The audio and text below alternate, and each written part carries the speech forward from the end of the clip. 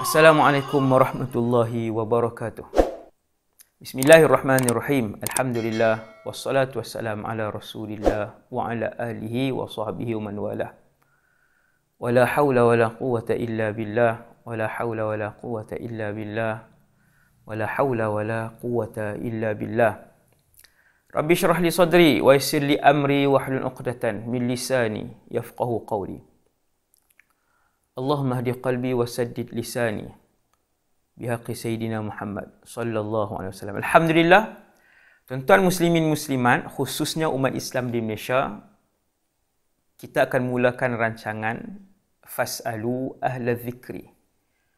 Tanyalah orang-orang yang pakar, ulama, sekiranya kita tidak tahu tentang sesuatu perkara. Siri Fas'alu ahla dzikri insya-Allah akan mengandungi beberapa puluh episod sepanjang tahun 2023, menerangkan kepada umat Islam di Malaysia khususnya dan umat Islam di seluruh dunia umumnya untuk mereka mengetahui beberapa persoalan penting. Dalam episod yang pertama pada hari ini, tajuk kali ini adalah kepentingan bermazhab. Mazhab itu apa? Kenapa penting? Dan kenapa para ulama muktabar 1200 tahun hampir kesemuanya bermazhab? Maksudnya hampir semua ulama muktabar ada mazhab. Ada orang tanya, zaman Nabi mazhab apa? Nabi semayang. Kita semayang hari ini mazhab Syafi'i. Zaman Rasulullah, Nabi semayang ikut mazhab apa? Tentu sekali zaman Rasulullah tak ada mazhab sebab ada Rasulullah sallallahu alaihi wasallam. Apa saja persoalan agama, sahabat dan umat Islam di mana saja mereka duduk, bahkan datang daripada ratusan kilometer mai jumpa Nabi di Madinah semata-mata nak tanya hukum Islam. Ratusan kilometer. Sebab Nabi masih ada.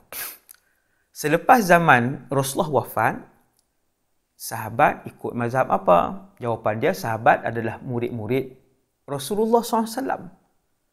Daripada 100,000 lebih orang sahabat, di kalangan mereka ada yang faqih dan mufti. Maksudnya sangat alim dan mampu berfatwa. Bilangan mereka tak lebih 100 orang. Tuan-tuan, daripada 100,000 sahabat, ada sahabat yang sampai tahap ulama, mufti, faqih sehingga boleh mengeluarkan fatwa. Dan bilangan mereka sedikit.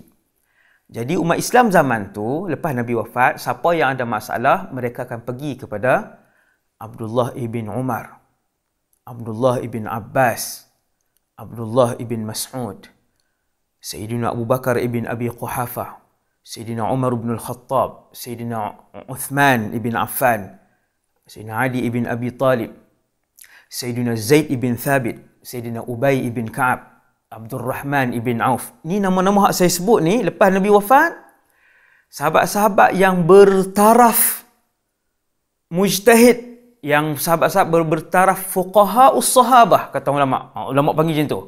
Fuqaha'us sahabah, maksud sahabat-sahabat yang mufti. Sayyidatuna Aisyah binti Abu Bakar. Ni, tuan-tuan, nama-nama ni. Tapi tak ramai, tak sampai 100 orang. Tapi alhamdulillah, itulah tempat rujukan umat Islam pada zaman tu. Maksudnya, umat Islam yang tabi'in ketika itu ikut mazhab sahabat. Selepas zaman sahabat, zaman tabi'in. Kan tuan-tuan tahu, 300 tahun pertama yang dipuji oleh Rasulullah sebagai tahun yang baik, sebagai kurun yang terbaik. Nabi sebut dalam satu hadis, Nabi kata, khairun nasi qarni, thumma alladhina yalunahum, thumma alladhina yalunahum. Hadis Bukhari dan Muslim. Nabi kata, umat Rasulullah hari ini tuan-tuan, 1400 tahun lebih, 1400 tahun. 100 tahun satu kurun, 100 tahun satu kurun. Ni dah kurun ke-15. Nabi kata kurun terbaik, 3 kurun yang pertama. Sahabat, tabi'in, tabi'in. Lepas Nabi wafat, ada sahabat. Semua pakat tanya sahabat. Tabi'in tanya sahabat. Umat Islam hidup lepas tu. Lepas sahabat wafat, ada tabi'in. Siapa ulama-ulama besar di kalangan ulama tabi'in? Ada sangat ramai. Kita boleh sebut sampai 100. Di Madinah tuan-tuan, kan ibu negara Islam kan Madinah. Nabi di situ, sahabat-sahabat yang alim pun ramai, ribuan di situ. Yang jumlah sahabat lah yang alim tu tak sampai 100. Cuma yang sahabat-sahabat yang ramai tu ribuan di Madinah. Lepas sahabat meninggal, ramai kumpulan sahabat meninggal, siapa dia ada? Ada tabi'in. 7 ketua ulama tabi'in. Subhanallah, di Madinah ketika itu mereka dipanggil fuqaha us-sab'ah. Fuqaha sab'ah dipanggil. 7 orang ni tuan-tuan boleh carilah fuqaha sab'ah.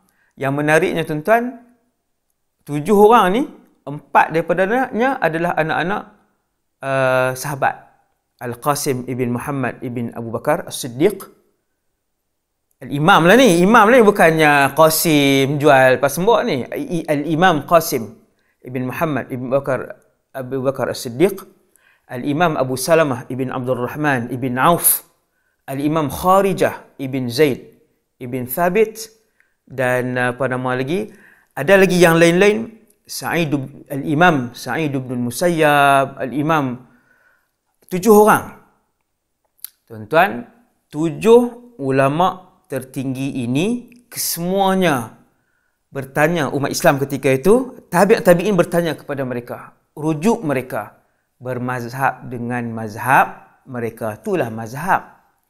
Bermazhab dengan mazhab mereka. Persoalan dia, bukan hari ini kami duduk dengar mazhab fiqh ni Syafi'i, Hanafi, Hambali, Maliki, ada 4 yang besar.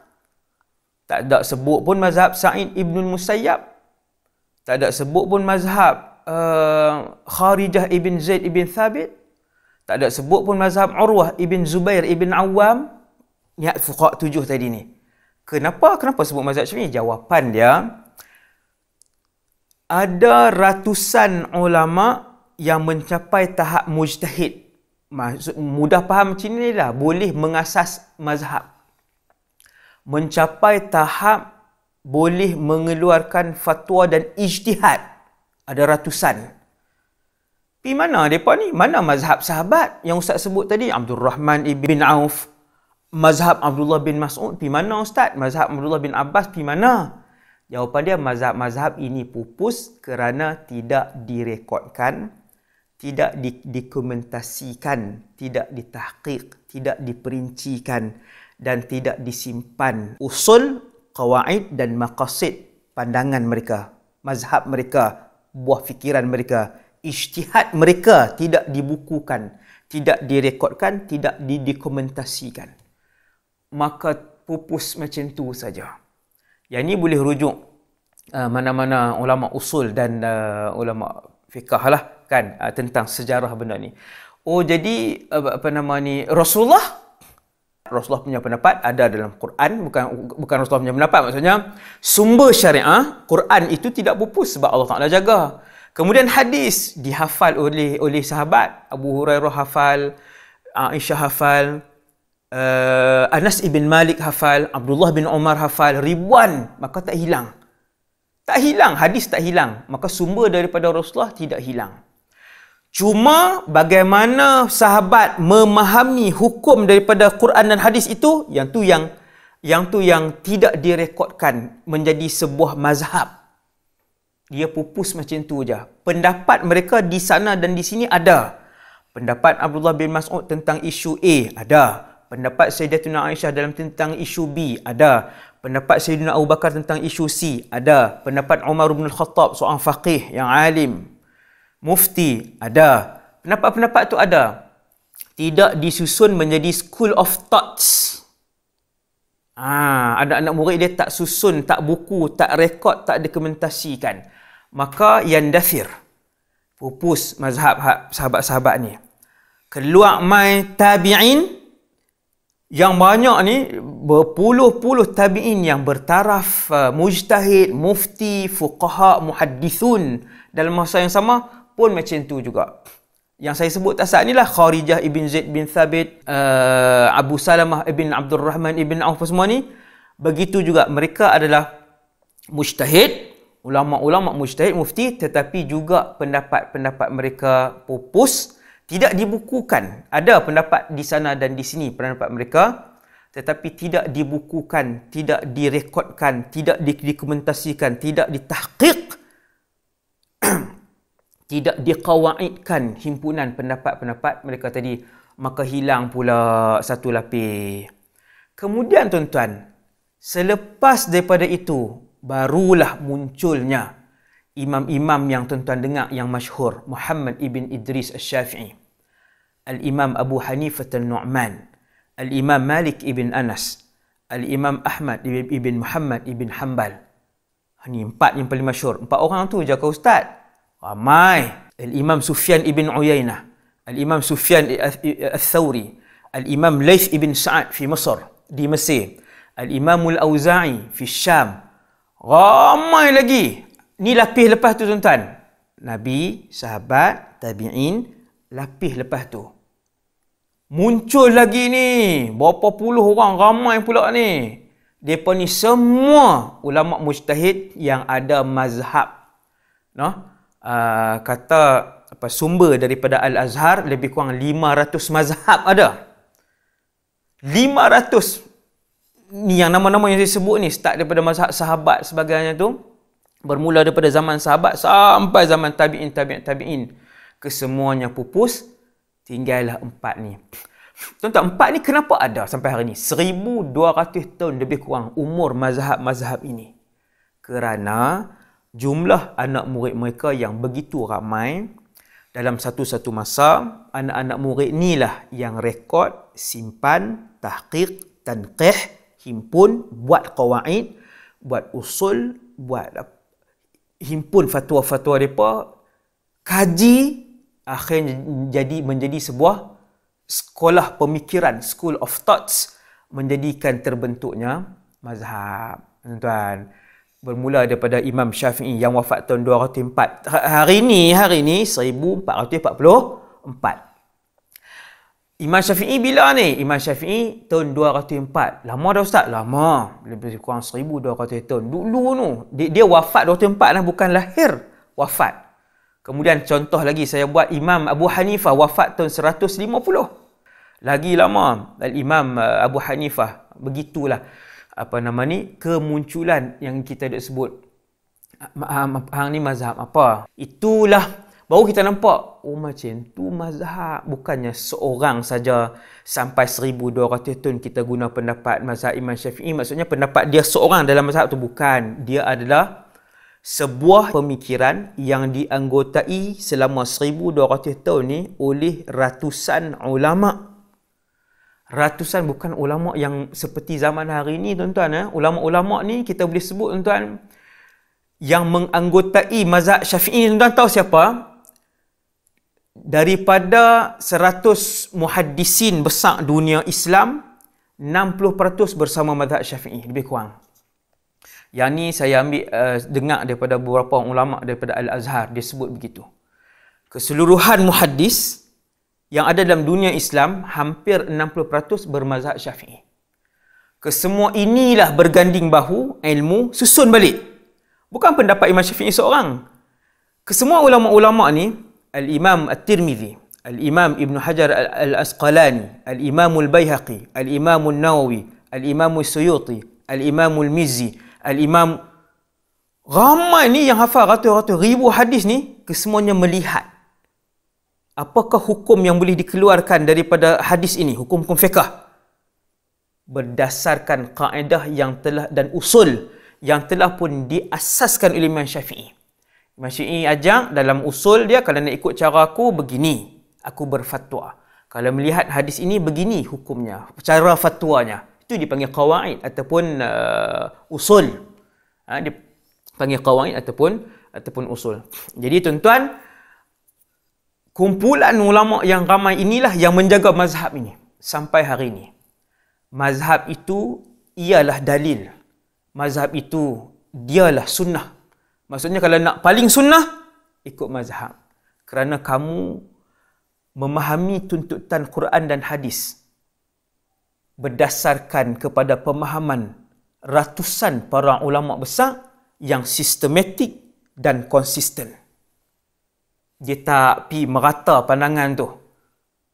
Dia tak jawab merata, sekejap jawab macam ni, lepas ni jawab macam ni, jawab macam ni, sebab tak ada mazhab. Dia tidak ada yang mengikat, tidak ada sistem yang mengikat. Mazhab itu dalil, mazhab itu sunnah. Sebab satu-satu pandangan tu tuan-tuan sekalian kena ada sanad yang sahih di dalam mazhab. Apa dia pula ustaz? Macam ni. Kita nak ambil pandangan, satu-satu pandangan dalam mazhab Syafi'i untuk diguna pakai. Ulama yang ada autoriti kata, sekejap kami nak tengok pendapat ini ada sanad yang sahih ataupun tidak. Oh, bukan sanad tu hadis saja ustaz. Tidak. Selain daripada hadis, mazhab itu ada sanad. Ini ramai orang tak tahu. Mazhab itu ada sanad. Tuan-tuan sekalian, Al-Imam Syafi'i solat. Tata cara solat yang Imam Syafi'i ajak kita. Rukun Allahu Akbar, melafazkan takbiratul ihram adalah rukun. Meletakkan tangan di mana? Mata pandang ke mana? Keadaan sujud, keadaan rokok macam mana? Ketika tahiyat, jari itu buat macam mana? Waktu subuh berkunut Al-Imam Syafi'i. Ambil mana ni wahai Syafi'i? Wahai Imam Muhammad ibn Idris Al-Syafi'i, kamu ambil mana? Saya tengok dalam kitab tentang sejarah Imam Syafi'i karangan Dr. Umar Muhammad Nur, dalam tu dituliskan sanad kefahaman tata cara solat di sisi mazhab Syafi'i diambil daripada Muhammad ibn Idris Al-Syafi'i. Belajar tata cara solat itu daripada Al-Imam Muslim ibn Khalid Az-Zinji, Mufti Makkah. Saya tak menghurai lah ni tok guru atas ni. Imam Muslim ibn Khalid Az-Zinji, Mufti Makkah pada zaman itu. Alim tak alim tentang Mufti Makkah zaman itu. Itulah guru, antara guru kanan Al-Imam Syafi'i. Muslim ibn Khalid Az-Zinji mengambil tata cara solat. Tata cara solat daripada Al-Imam Ibnu Jurayj. Ibnu Jurayj ni, dia waktu tu dia sama zaman dengan Sufyan ibn Uyainah. Kedua-duanya mufti, kedua-duanya faqih, hebatlah. Al-Imam Ibn Jurayj. Tuan-tuan tengok Al-Imam Ibn Jurayj belajar talaqi, musyafahah, bukan online. Jumpa mata ke mata, melihat tata cara solat. Atha ibn Abi Rabah. Atha ibn Abi Rabah. Imam Atha ni la yufti wa Atha bi Makkah. Atha ibn Abi Rabah ni orang lain tak boleh keluar fatwa kalau Imam Atha ibn Abi Rabah ada di Mekah. Maksudnya ihtiraman li'ilmihi wa qudratihi wa rutbatihi. Sebab hormat kedudukan dan keilmuan beliau. Atha ibn Abi Rabah ambil daripada siapa tata cara solat ni? Ni yang kata sanad mazhab ini bersanad. Ini yang orang kata mazhab ni jangan ambil mazhab, pandangan dia tak ada sanad tu, tak ada dalil. Kan keluar perkataan begitu, wal-iyazubillah. Wal-iyadzubillah. Satu slogan yang menyeleweng yang sedang disebarkan ke dalam masyarakat. Tak payah ambillah mazhab, pandangan mazhab tu, tak ada dalil tu, lemah. Atha ibn Abi Rabah, tuan-tuan sekalian, Atha ibn Abi Rabah imam yang besar. Saya cerita kedudukan dia, belajar daripada Abdullah bin Zubair. Tak payah ceritalah Abdullah bin Zubair bin Awam. Tak payah ceritalah kedudukan, keilmuan, kepahlawanan, ikut sunnah. Abdullah bin Zubair ni seorang yang sangat mengikut sunnah. Atha ibn Abi Rabah seorang yang sangat menghidupkan sunnah. Abdullah bin Zubair pula belajar daripada Sayyidina Abu Bakar ibn Abi Quhafah, dan Sayyidina Abu Bakar bin Abi Quhafah belajar tata cara solat daripada Rasulullah sallallahu alaihi wasallam. Tuan-tuan, itu satu contoh sanad yang saya hafal dan saya faham dan saya tahu mai mana mazhab Syafi'i ini. Untuk pengetahuan tuan-tuan juga, kitab-kitab mazhab Syafi'i yang tuan-tuan tengok hari ini, walaupun kitab tu pada kurun kelima, Al-Mustasfa ke, kitab Ihya Ulumuddin, kitab Al-Majmu' Al-Imam An-Nawawi, kitab Al-Imam As-Suyuti, kitab Ibn Hajar, ke semua kitab-kitab itu ada sanad. Daripada ulama hari ini yang hidup, ulama tu ambil kepada tok guru dia, tok guru tu ambil pada tok guru dia, sampai kepada pengarang kitab ambil pada tok guru dia, sampai kepada zaman sahabat ambil daripada Rasulullah sallallahu alaihi wasallam. Saya tak mau sebut sebab yang sanad tu lebih panjang. Alhamdulillah, saya juga memiliki beberapa sanad kitab-kitab yang kita belajar lah dalam fiqh, dalam usul faraid. Bukhari, Sunan Tirmizi. Alhamdulillah kita ada sanad-sanad tu sampai kepada Al-Imam Tirmizi dan lain-lain. Alhamdulillah. Tuan-tuan yang dirahmati Allah Subhanahu wa taala sekalian. So itulah mazhab. Subhanallah. Hebat mazhab rupanya. Rupanya ikut mazhab itulah sunnah. Kerana keempat-empat mazhab adalah mazhab fuqaha as-sahabah. Kenapa ikut mazhab itu adalah sunnah seperti yang disebut oleh semua ulama Islam kita, ulama Ahlussunnah wal Jamaah? Sebabnya tuan-tuan, rupa-rupanya empat mazhab fiqh yang kekal itu, yang didokumentasikan itu, kesemuanya adalah mazhab fuqaha as-sahabah. Al-Imam Abu Hanifah, mazhab Imam Abu Hanifah diambil hampir ke semua ataupun majoriti pendapat taksil qawaid dalam mazhab Imam Abu Hanifah ataupun mazhab Hanafi diambil daripada sahabat Abdullah ibn Mas'ud. Yang ini kalau nak cerita 1 jam pula. Tajuk tu je, bagaimana mazhab Abu Hanifah itu adalah jelmaan mazhab Ibn Mas'ud. Subhanallah, subhanallah. Abdullah bin Mas'ud ni tak payah cerita lah tuan-tuan. Kalau saya sebut top 10 sahabat dari sudut ilmu, salah seorang Abdullah bin Mas'ud. Jelmaan mazhab Abdullah bin Mas'ud, mazhab yang tidak direkodkan, jelmaan dia maksudnya ada imam yang tolong pergi ambil mazhab ni, ambil pandangan Imam bin Mas'ud ni, nama dia mazhab Hanafi. Mazhab Hanafi. Mazhab Imam Malik ibn Anas pula ambil daripada Abdullah bin Umar. Kebanyakan pendapat-pendapat Abdullah bin Umar, kaedah berfatwa Abdullah bin Umar, kaedah usul sahabat Nabi yang bernama Abdullah ibn Umar. Itu mazhab Maliki. Jelmaan dia daripada mazhab Abdullah bin Umar. Mazhab Syafi'i ambil yang bernama Muhammad ibn Idris Asy-Syafi'i. Ambil daripada mazhab Ibn Abbas. Subhanallah, ni semua ulama sahabat. Nah, Pak mazhab ni penuh dengan keberkatan, ambil daripada sahabat-sahabat Abdullah ibn Abbas. Nah, banyak dasar penkaedahan mazhab Syafi'i ambil daripada mazhab Ibn Abbas, dan mazhab Hambali ambil daripada sama macam Al-Imam Asy-Syafi'i. Al-Imam Asy-Syafi'i ini disebutkan dalam satu hadis, kata para ulama, ini hadis alimu Quraisy yamla'u tibaqal ardi ilma. Hadis ni kata Al-Imam Al-Baihaqi, kalau digabung-gabungkan sanad-sanadnya, digabung-gabungkan kekuatan sanadnya, maka hadis ini menjadi hasan. Hadis ini menjadi hasan. Apa maksud hadis ini tuan-tuan? Alimu Quraisy, akan keluar nanti seorang ulama Quraisy, sangat alim. Yamla'u tibaqal ardi ilma, ilmu dia memenuhi segenap muka bumi. Kata para ulama, hadis itu merujuk kepada Muhammad ibn Idris Asy-Syafi'i. Mazhab kita duk ikut tu. Berkatnya mazhab ni, hebatnya mazhab ni. Tuan-tuan, kalau tuan-tuan nak baca Imam Syafi'i ni siapa, paling mudah, kitab paling mudah, tak payahlah ambil Tabaqatus Syafi'iyah, ambil nak tengok yang nu besar kan, sampai beratus-ratus muka surat. Tuan-tuan beli kitab Dr. Umar Muhammad Nur, karang tentang riwayat hidup Al-Imam Syafi'i. Tengok solat dia, tengok warak dia, tengok ilmu dia. Ilmu dia semua diambil daripada tok-tok guru yang hanya fiqh dan bersambung sampai Rasulullah. Al-Imam Syafi'i ini. Kalau bukan bulan puasa, Al-Imam Syafi'i radhiyallahu anhu, dia akan mengkhatam Quran sehari sekali. Hadza fi ghairi Ramadan. Tuan-tuan, ni yang kita duk kata tak payah mazhab. Kita ambil terus daripada Quran dan hadis ni. Ini teori mana ni? Teori mana?